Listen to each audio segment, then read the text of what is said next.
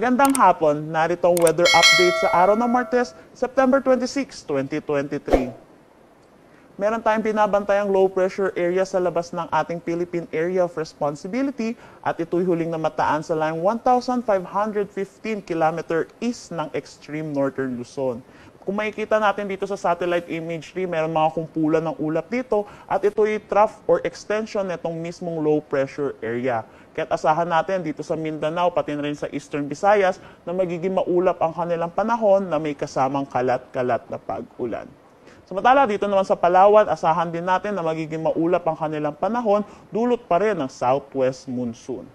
Para naman sa Metro Manila at nalalabing bahagi ng ating bansa, asahan natin ang generally fair weather na may mga tsansa pa rin ng localized thunderstorm, lalo na sa hapon at sa gabi. Dako tayo sa magiging panahon natin bukas dito sa Luzon. Asahan natin dito pa rin sa Palawan na magiging maulat pa rin ang kanilang panahon na may kasamang kalat-kalat na pag-ulan, dulot pa rin ng southwest monsoon. Para naman sa nalalabing bahagi ng Luzon, asama na ang Metro Manila, asahan natin na magiging mainit ang panahon na may mga tsansa pa rin ng localized thunderstorms. Dito sa Metro Manila, maglalaro ang temperatura between 26 to 32 degrees Celsius, Lawag 26 to 32, Baguio 17 to 24, Tuguegarao 26 to 34. Dito sa Tagaytay 23 to 30, Legazpi 25 to 31.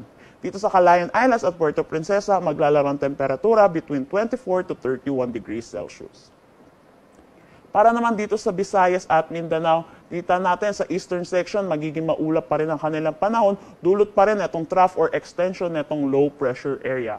Pero para naman sa nalalabing bahagi ng Visayas at Mindanao, sahan natin ang magiging maaliwalas ang kanilang panahon.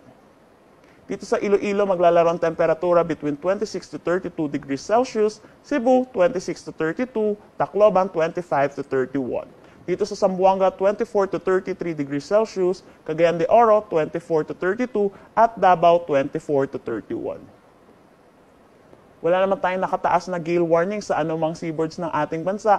Asahan natin ang slight to moderate na kondisyon ng ating karagatan. Ang sunset mamaya ay 5:50 p.m. at ang sunrise bukas ay 5:45 a.m. At yan po muna ang latest dito sa Pag-asa Weather Forecasting Center. Chanel Dominguez po at magandang hapon.